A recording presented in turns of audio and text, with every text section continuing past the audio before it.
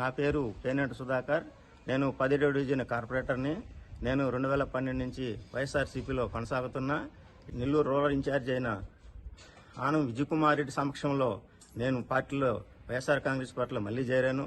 ఆయన నాకు పూర్తిగా భరోసా ఇచ్చాడు. రూరల్ ఎమ్మెల్యే వ్యక్తిగతంగా నన్ను చాలా ఇబ్బందులకు గురి చేస్తున్నాడు. వాటర్ ఫిల్లింగ్ స్టేషన్, చిల్డ్రన్స్ పార్కుల గేమ్స్ మీద, నాకు ఆదాయ వనరుల మీద దెబ్బ కొట్టాడు. నన్ను తీవ్ర ఇబ్బందులకు గురి చేశాడు. రీసెంట్ గా నిన్నగాక మొన్న నేనేదో ప్లాట్లు ఆక్రమిస్తున్నారని చెప్పి రీసెంట్ గా 2 రోజుల క్రితం ఇద్దరిని పంపించి రూరల్ స్టేషన్ లో నా మీద కేసు పెట్టించాడంట.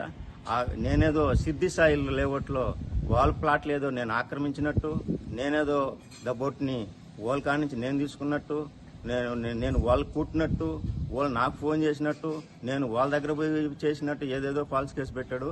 ఇవన్నీ తప్పుడు కేసులు. ఒక్కటైనా నిరూపించండి, నేను దేనికైనా సిద్ధంగా ఉన్నాను. వాళ్ళు చెప్పేవన్నీ అబద్దాలు. ఇవన్నీ రాజకీయ కక్షలు, రాజకీయ ఫాల్స్ కేసులు నుంచి ఏమి ఓట్లో నిజం లేదు. అవి తప్పుడు కేసులు.